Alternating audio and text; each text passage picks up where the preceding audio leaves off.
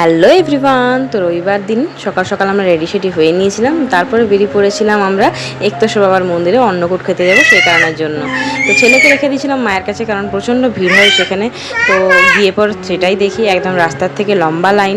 তো লাইন দেখে তো আমার মাথায় হাত পড়ে গেছিলো যে এত লাইনে দাঁড়িয়ে যদি খেতে হয় তাহলে কখন বাড়ি ফেরত আসবো আর কি। তো লাইনে তো আমাদের হয়েই ছিল, কিন্তু তার মাঝেও আমরা একটা দুষ্টুমি করেছিলাম। সেই দুষ্টুমিটা কী করেছিলাম সেটা তো আমরা বড় ব্লগে জেনে পর দেখে নিও আর কি। তো তারপরে যাই হোক কোনোরকমভাবে আমরা খেতে বসি। তো খাবারের মধ্যে ছিল পোলাও, খিচুড়ি, আলুর দম, পায়েস, চাটনি, বোঁদা, এই সমস্ত কিছু খাবার ছিল একদম অমৃত, ভগবানের প্রসাদ বললেই কথা আর কি বলবো। তারপর ওখান থেকে খাওয়া দাওয়া করে মেয়ের জন্য এখানে একটা খেলনা কিনলাম, ছেলের জন্য একটা খেলনা কিনে আর বাড়ি ফেরত আসি আর কি। আর প্রচণ্ড মেঘ করেছিল। তো এই জিনিসটা অ্যাকচুয়ালি ফোনে সিনেমাতে এই সমস্ত কিছুতে দেখেছি, সামনাসামনি আমি কখনো দেখিনি, এখানে দেখলাম, খুব ভালো লাগলো আর কি। তারপরে বাড়ি ফেরত এলাম, আর বাড়ি ফেরত আসার সময় এই যে একটা সুন্দর মনোরম দৃশ্য তোমাদের সঙ্গে শেয়ার করতে এলাম।